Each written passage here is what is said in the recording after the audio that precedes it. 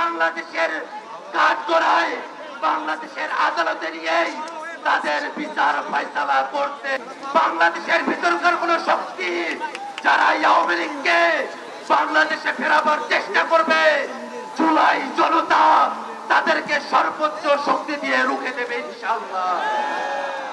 বাংলাদেশের জনগণ তারা স্লোগান দিয়েছে আওয়ামী লীগকে বিচারের আওতায় নিয়ে আসতে হবে। আওয়ামী লীগের বিচার জনতা তাদের হাতে করতে চায় না।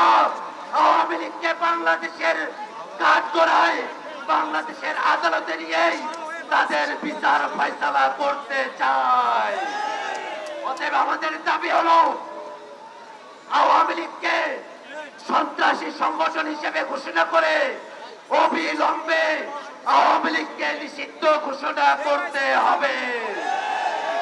আন্তর্জাতিক অপরাধ আইনে দলগতভাবে আওয়ামী লীগের বিচারের প্রভিশন যুক্ত করে আওয়ামী লীগকে দলগতভাবে বিচারের আওতায় নিয়ে আসতে হবে।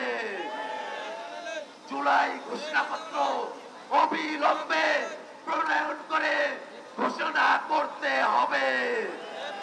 যতক্ষণ পর্যন্ত আওয়ামী লীগকে দলগতভাবে বিচারের আওতায় না নিয়ে আসা হয়, ততক্ষণ পর্যন্ত এই জুলাই জনতা শাহবাগ ছেড়ে যাবে না।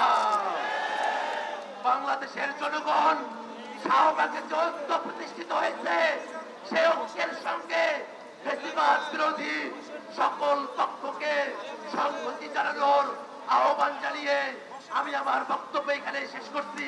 ইনকিলাব।